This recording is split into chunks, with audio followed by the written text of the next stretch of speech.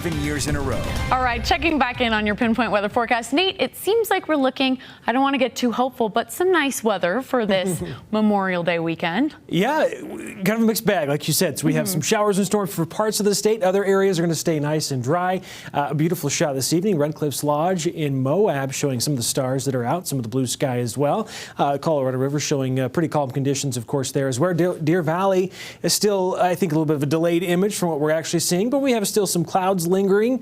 Nice and quiet conditions, though, for much of the state. Still some snow at the higher elevations. We're now down to just 5 inches of snow water equivalent for the state versus the record amount of 30 inches back in early April. So, yeah, we still have some snow to come down. A lot of it's just at those highest elevations now, but there's still several inches, if not several feet of snow that need to come off of some of those higher ski resort elevations. So we had a little bit of moisture from Mother Nature today as well. Jordan Landfill had just under 1/4 of an inch of moisture. Harriman, almost 2/10 of an inch. Laketown Summit had 2/10. Tremonton and Evanston had shy of 1/10 of an inch of shower activity or moisture. Airport had about 1/100 of an inch is all. So not much precipitation for all areas, but we had some. Current conditions showing pretty calm conditions from Ensign Peak. We're sitting at 64 degrees at the airport. South winds 8 miles an hour, so still a bit breezy out there this evening, and we're going to maintain this west to southwest flow into the overnight hours. This is the upper level wind chart, so it tends to show areas of high and low pressure. You'll see a trough of low pressure form off the west coast as we get into Sunday. Moisture will move up ahead of that trough forming and continue to provide some shower activity into Sunday. It retrogrades, shifts a little bit southwest as we get into Monday. That should prevail more of a southerly flow across the Beehive State, allow for moisture to stay to the west of us. We should see a dry day on Monday. Looks pretty nice out there, but then as we get into the middle of next week, we'll start to see some changes again. With the warm temperatures and the snow, as we talked about up at the high elevations, flood alerts continue. Flood warnings for the Bear River, Sevier River, and Logan River.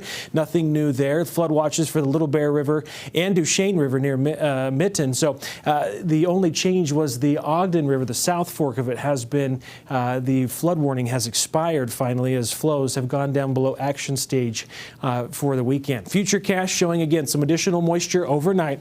Plan on some showers and storms. Even could have a thunderstorm overnight as an area of low pressure brushes by. More moisture moves in tomorrow afternoon, so just keep your eye to the sky. Plan on having an alternate plan if you have an outdoor event into the afternoon. But by Monday, much of the area is dry. That's 7 o'clock on Monday evening. Chances of moisture pick up again. This is Thursday into Friday. Plan on more showers and storms. Highs tomorrow's 70s and 80s across northern and central Utah. 80s and 90s primarily for southern Utah with plenty of sunshine, some breezy winds, and will be breezy and sunny in St. George on Memorial Day as well. 92 for the high. Overnight lows fairly comfortable in the 60s, so a nice cool off into the overnight hours. A mix of sun and clouds Tuesday, Wednesday, Thursday. Chance of moisture returning Friday, Saturday, mid to upper 80s for highs. Overnight lows still in the low 60s. The Wasatch Front will see some 70s again tomorrow, upper 70s. Isolated storms are expected. Mostly sunshine, I think, on Monday for Memorial Day. 83 will warm up with that southerly flow in place. We'll see a few more clouds Tuesday, some moisture increasing Wednesday into Thursday. Isolated storms dropping temperatures to the upper 70s again, so close to seasonal averages.